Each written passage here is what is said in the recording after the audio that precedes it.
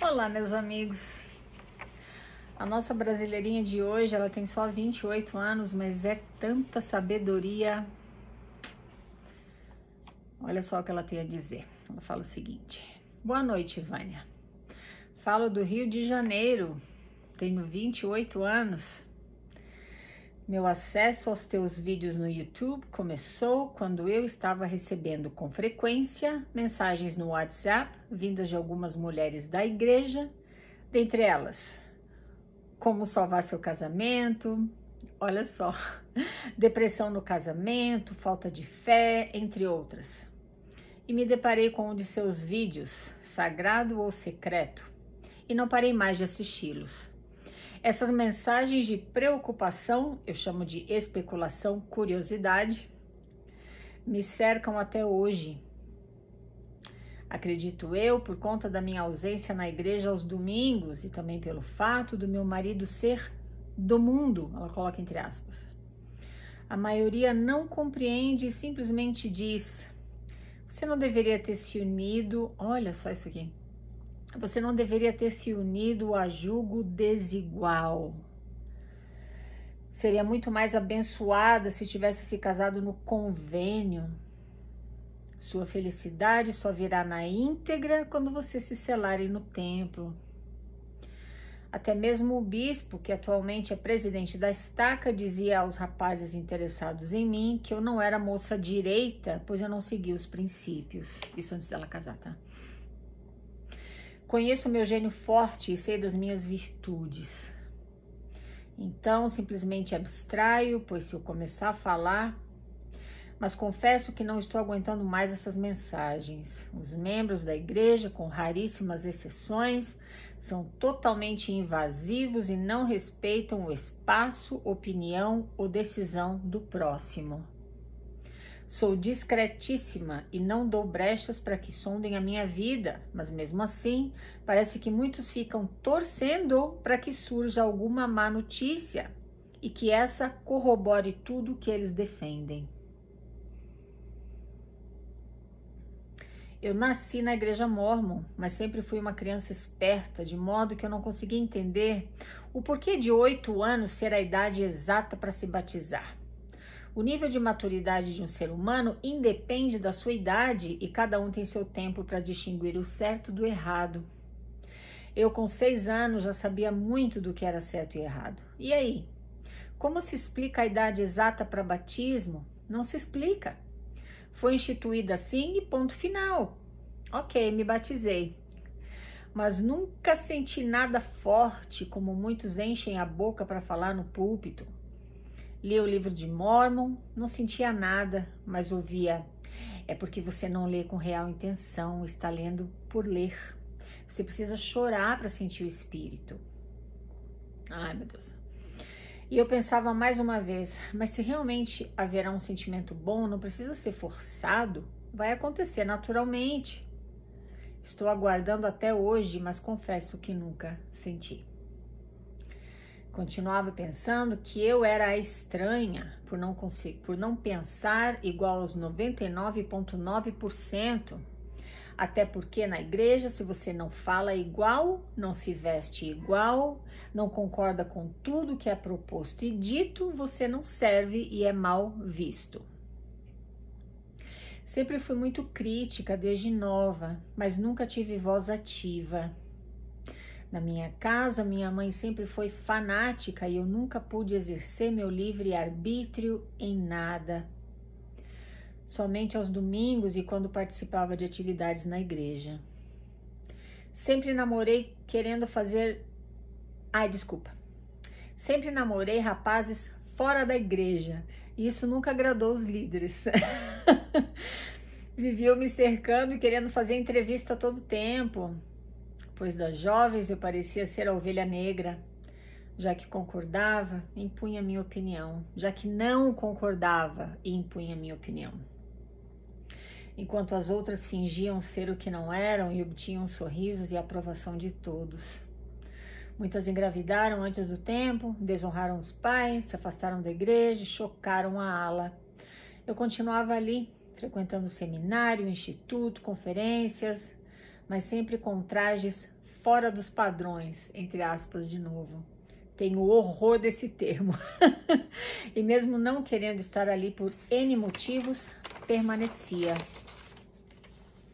O tempo foi passando, fiquei noiva e recebi inúmeros julgamentos, principalmente pelo fato do meu atual esposo ser do mundo e bem mais velho do que eu. Ih, não vai dar certo, vai ter que se casar logo, senão vai quebrar a lei da castidade, vai acabar com a reputação da família, blá, blá, blá. Quanto mais eu ouvia a crítica destrutiva, mais eu protelava meu casório. Recebi diversos conselhos, um deles vindo de um bispo totalmente prepotente, aquele mencionado acima, que hoje é presidente da estaca. O objetivo dele é fazer carreira na igreja, é perceptível, até chegar ao cargo de presidente de missão, bem remunerado, que simplesmente me disse: você precisa romper, olha só,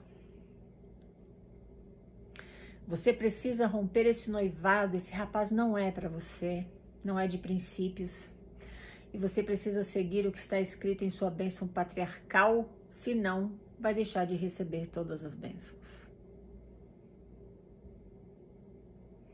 Após alguns anos me casei, no momento certo, sem pressão de ninguém, simplesmente porque decidimos e tínhamos estabilidade.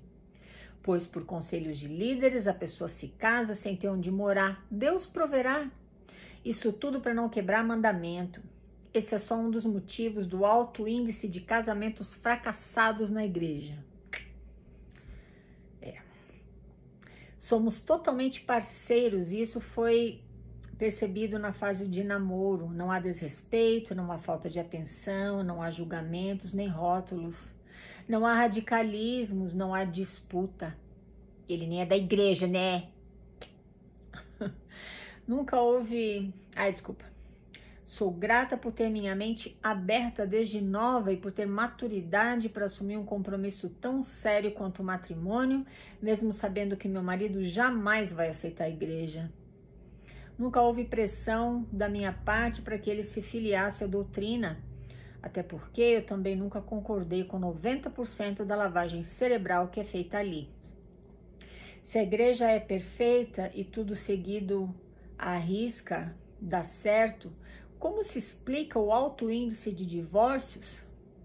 Como se explica a falta de prosperidade de algumas famílias, já que a maioria paga o dízimo assiduamente? Como se explica um líder chamado por Deus cobiçar a mulher do próximo? Como se explica um irmão carente ter que restituir seu dízimo, pagar os atrasados e o atual, caso contrário sua recomendação não é validada? Como se explica o fato dos negros nos primórdios não poderem participar das reuniões? São incógnitas infinitas, mas os líderes da igreja sempre têm as respostas. Tudo é colocado na conta de Deus para que as pessoas fiquem temerosas de contrariarem os princípios, vivendo a própria vida do jeito que bem entenderem. Te falei, ela é esperta pra caramba. Se eu for listar tudo o que eu não concordo na igreja, eu daria um pergaminho. Eu não paro de assistir seus vídeos, pois corroboram muito do que eu tive que aguentar calada todo esse tempo, sem poder expor opinião, sem poder ser autêntica. Como uma pessoa pode viver uma vida inteira sem poder ser ela mesma? Hoje, casada, digo que tenho total livre-arbítrio, tenho tatuagens, piercings, uso roupas fora dos padrões, devendo satisfação somente a Deus e ao meu marido. Não tenho frequentado a igreja, mas quando vou, recebo olhares tortos, pois minhas roupas com certeza dizem muito a meu respeito. Nunca fui de abaixar minha cabeça. Se algo não me agrada, vou dizer que não concordo e pronto. Isso incomoda, pois o clero não está preparado para lidar com esse tipo de membro, fubeca, rebelde sem causa.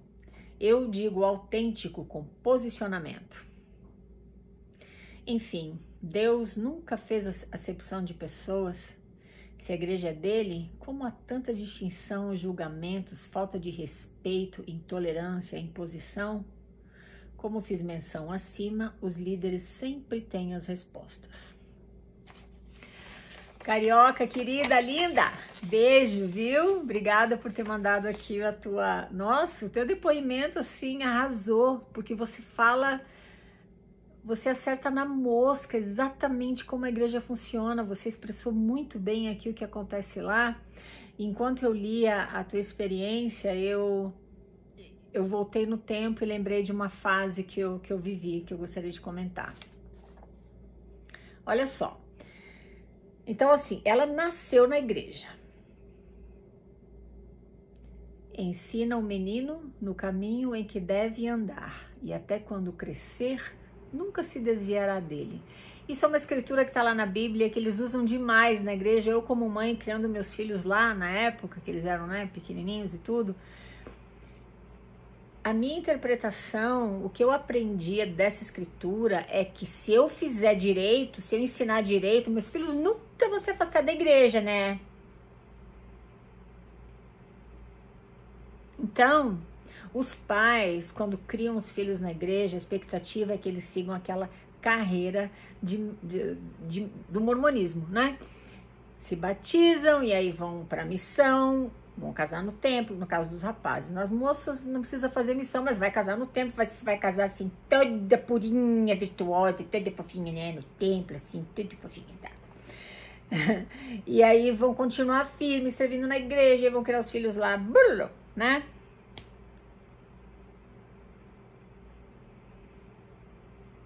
Agora você lê um depoimento deste e você se dá conta do que é a realidade. Ela saiu da igreja porque ela fala assim: eu parecia ser a ovelha negra, já que eu era muito autêntica, de personalidade forte, não abaixava a cabeça e sempre que não concordava, impunha minha opinião. Os pais dela deveriam se sentir extremamente orgulhosos dela, porque ela não era uma ovelhinha que abaixava a cabeça e falava amém para tudo e seguia o rebanho. Ela pensava por si, ela questionava.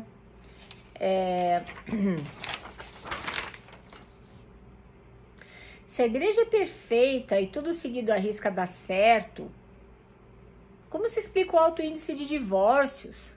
Como se explica a falta de prosperidade de algumas famílias, já que a maioria paga o dízimo assiduamente?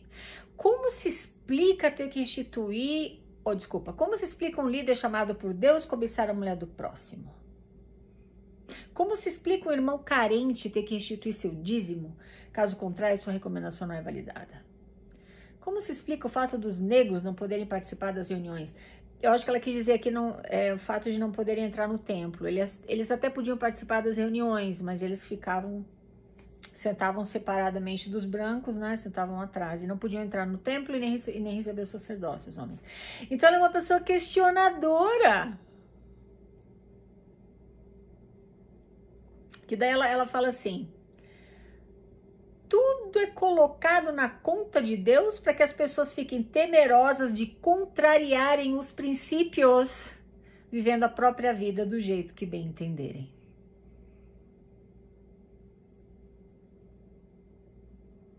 É tudo Deus. Olha, não questiona, não pergunta. A gente não entende tudo agora, a gente não entende tudo, a gente só vai entender um dia, né? Confia, tenha fé, obedece, anda pela fé, todo aquele monte de abobrinha. Uau! E a personalidade dela, os pais dela ensinaram ela muito bem.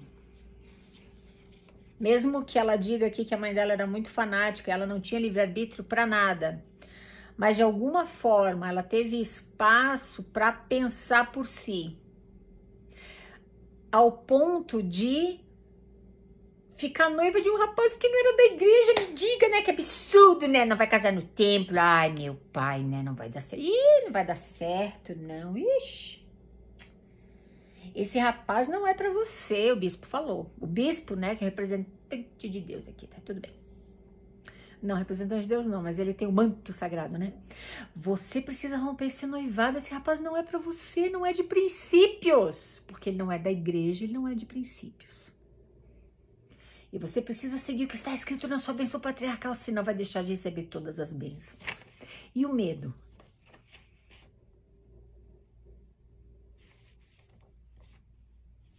Ela não teve medo. Porque ela tem a personalidade forte, graças a Deus. Ela tem a personalidade forte, ela não tem medo de questionar, ela não tem medo de contrariar, mesmo que ela se sentisse muitas vezes a ovelha negra, né? Nunca fui de baixar minha cabeça. Se algo não me agrada, vou dizer que não concordo e pronto. Isso incomoda, pois o clero não está preparado para lidar com esse tipo de membro. Claro que não. Não! Presta atenção aqui comigo. Eu frequentei a primária, desde os 9 anos de idade, dos 9 aos 11. Frequentei a Organização das Moças, seminário, instituto, sociedade de socorro.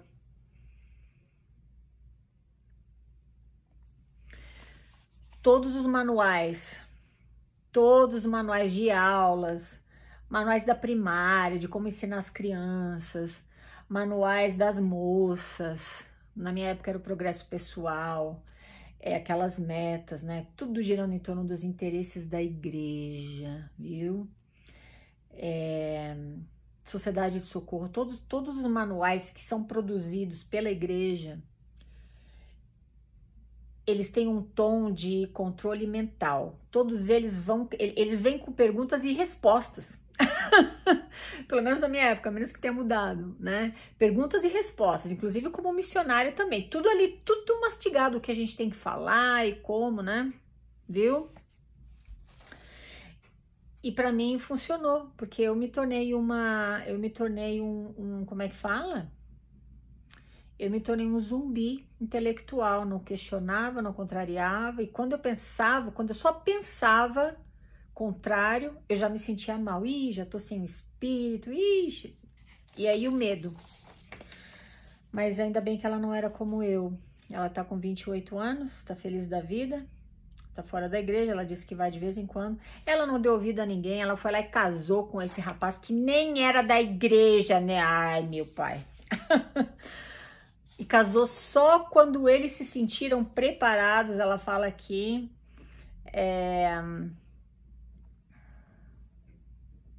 após alguns anos me casei no momento certo, sem pressão de ninguém, simplesmente porque decidíamos e tínhamos estabilidade. Pois por conselhos de líderes a pessoa se casa sem ter onde morar, Deus proverá. Isso tudo para não quebrar o mandamento. Esse é só um dos motivos do alto índice de casamentos fracassados na igreja. Infelizmente, eu fiz parte dessa estatística. Já comentei aqui com você que voltei da missão e alguns meses depois conheci meu primeiro marido, namoro, noivado e casamento, 7 meses, porque eu caí nessa ladainha. Ai, cuidado para não quebrar a lei da castidade, vai lá em casa, né? O Senhor proverá, ixi, tenha fé, sacrifica, lá. Ai, ele é um ex-missionário, né? Fiel portador do sacerdócio. O Senhor não proveu porcaria nenhuma. Porque esse Senhor que eles pregam para você, ele não existe. Ele é uma figura fictícia que eles inventam. E você passa a tua vida inteira trabalhando e se matando para agradar esse Deus que não existe. Porque o Deus mórmon não é o Deus do cristianismo. Ele não é.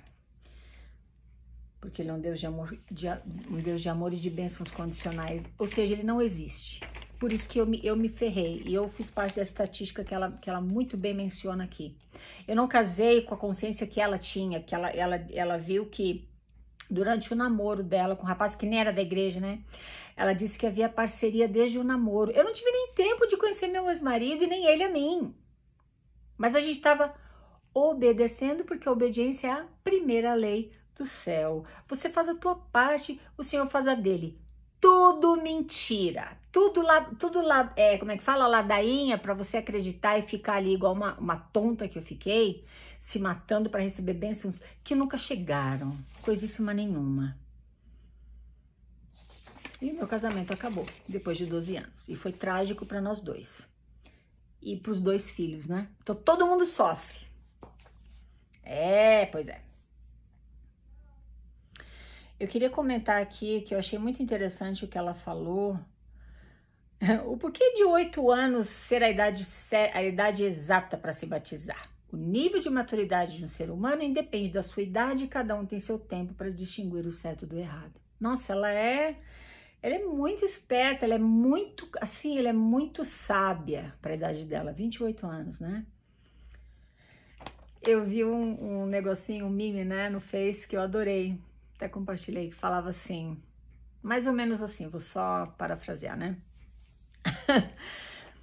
Quando você se batiza aos 8 anos de idade, é porque você sabe o que está fazendo, você decidiu, porque você escolheu se batizar. Não é pressão dos pais, não. A criança escolheu, né? Mas se aquela criança, quando cresce, chega lá aos 30, 40 anos de idade, decide sair da igreja, foi porque alguém influenciou ela. Muito provavelmente Satanás ou alguém do mundo influenciou ela. Ai, meu Deus! Né? Não é muito louco isso? Aos 8 anos de idade, sabe o que tá fazendo. Agora, aos 30, decidiu sair, não sabe o que tá fazendo, não. Nossa, ela matou a charada, né? E ela fala aqui que ela fica recebendo essas mensagens no WhatsApp, né? Mensagens de mulheres da igreja. Algumas mensagens falando sobre como salvar seu casamento, depressão no casamento, falta de fé. Muito provavelmente porque o marido dela não é da igreja. Meu Deus, alguém falou aqui, né? Nossa, olha só. Essas mensagens cercam ela até hoje, porque ela não tem frequentado a igreja, ela vai de vez em quando. Ela fala assim, a maioria não compreende, simplesmente diz, você não deveria ter se unido a julgo desigual. É claro que você é melhor, é claro que você é melhor que o teu marido, porque você é da igreja, você nasceu no convênio, né? Enfim, né? Então você tá aqui, o teu marido é do mundo, julgo desigual. Você é melhor do que ele. Teus padrões morais são mais altos do que os dele. Isso é mais uma mentira que eles colocam para você acreditar. Porque é claro que você vai querer a nata. É claro que você vai querer um ser humano em quem você possa confiar para você se casar, por exemplo. Então tem que ser da igreja, viu? Eu casei com um ex-missionário. Não deu certo. E o meu caso é só um exemplo. Como ela fala aqui, tem muitos casos, né? Muitos divórcios na igreja. Porque o meu marido atual também, a primeira esposa dele também era da igreja. 20 e poucos anos, a vida dele era um inferno. E eu não tô mais na igreja. Diz ele que é muito mais feliz do que quando vivia com a primeira esposa, que era da igreja, e ia lá todo domingo, toda fofinha assim, sainha, tudo nos padrões assim, fofinha, né? Mas eles precisam vender esse peixe para você, porque se você for como ela, você começar a pensar por si, se você questionar, se você não tiver medo de ser você, como ela fala aqui, de ser autêntica, eles vão te perder, eles não vão... Como é que eles vão controlar um bando de águia? Águia é incontrolável, ninguém controla uma águia. Ela voa quando ela quer, ela vai à luta, ela não deve satisfações a ninguém, ela nem anda em bando. Ela vai e vive a vida dela e conhece o mundo. Agora, um monte de ovelhinha, agora você consegue controlar. Então, você é moldada na igreja mórmon, na igreja de Jesus Cristo dos Santos dos Últimos Dias, para ser uma ovelhinha e não uma águia. O que você não entende é que eles só estão cuidando de você porque eles querem a tua lã. o pastor das ovelhinhas. Eu não estou falando do Novo Testamento, nem de Jesus Cristo, nem nada, não naquela analogia. Estou falando de uma analogia atual. Se você for numa fazenda e você vê um bando de ovelhinhas e o pastor ali cuidando delas, não é porque ele ama aquelas ovelhinhas, não é porque ele quer que elas sejam felizes, não é porque ele quer o bem delas, ele só está cuidando delas porque ele tem interesse em vender a lã. Mais cedo ou mais tarde ele vai raspar aquela lã, vai vender e vai lucrar. E vai continuar cuidando delas ali, sendo controladas por ele. Cuidadas não, elas estão sendo, na verdade, controladas por ele. E todo aquele cuidado que ele é obrigado a dar para elas é por interesse na lã. Eu fui uma ovelhinha por 35 anos. Ela tem 28 anos, ela já é uma águia. Ela é uma águia. Ela diz aqui que tem piercing, tem tatuagem, tá feliz, usa as roupas do jeito que ela quer, ela diz fora dos padrões, né? Ela diz que tem horror a esse termo. Eu também. Só para encerrar, enquanto eu li aqui a história dela, eu lembrei de uma época, né, que eu me sentia assim, que eu me senti mal, sabe? Como se eu estivesse em pecado, só porque eu estava namorando fora da igreja. E como ela, eu também passei por isso. O bispo me chamava e falava, ai meu Deus, eu lembro até hoje. Ele colocava o dedo assim na ponta da mesa do bispado e falava assim, tá vendo isso aqui? Você tá na beira do abismo. Um ventinho que sopra, pum, você vai cair. Ele estava me dizendo que ele queria dizer com isso que por eu estar namorando fora da igreja, eu ia quebrar a lei da castidade a qualquer momento. Porque é claro que eu sou melhor do que o rapaz, porque eu sou da igreja, ele não. Casei virgem aos 24 anos.